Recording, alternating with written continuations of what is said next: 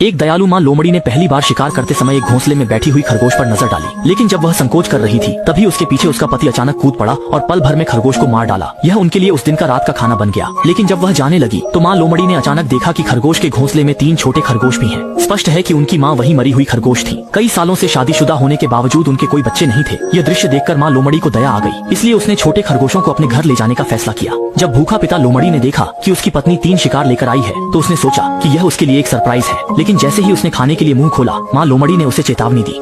निराश पिता लोमड़ी बस एक तरफ लेटकर सो गया। इसके बाद माँ लोमड़ी ने 3 छोटे खरगोशों को अपने बच्चों की तरह मान लिया। जब वे भूखे होते तो वह खुद बाहर जाकर उनके लिए शिकार करती। छोटे खरगोश केवल शाकाहारी थे और मांस नहीं खाते थे। मजबूर होकर उसने दरवाजे के पास जाकर कुछ घास इकट्ठा की और उन्हें खिलाया। पहले पिता लोमड़ी को ऐसी स्थिति का सामना नहीं करना पड़ा था। शाकाहारी होते हुए उसने अपनी पत्नी के खुश रहने के दृश्य को देखकर सोचा कि वह अब बर्बाद हो गई है। अगले दिन दोनों पति पत्नी ने जंगल में शिकार करने के लिए जाना। भूखी माँ लोमड़ी एक गिलहरी पर हमला करने के लिए तैयार थी, लेकिन उसकी भयानक शक्ल ने पास में खड़े 3 छोटे खरगोशों को डराकर पीछे खींच लिया। माँ लोमड़ी ने अपनी गलती का एहसास करते हुए डर गए छोटे खरगोशों को सांत्वना देने की कोशिश की, लेकिन इससे उसके पति को बहुत आश्चर्य हुआ। वह तुरंत भागी हुई गिलहरी को पकड़ने के लिए दौड़ा, लेकिन माँ लोमड़ी ने उसकी मदद को ठुकरा दिया। ऐसा लगता था कि पत्नी की नजर में केवल बच्चे ही महत्वपूर्ण थे। इस दिन पिता लोमड़ी ने और सहन नहीं कर पाने के कारण छोटे खरगोशों पर हमला कर दिया, लेकिन जवाब में उसे पत्नी का एक जोरदार थप्पड़ मिला। इस क्षण में पति पत्नी के बीच का रिश्ता दरक गया। पहले माँ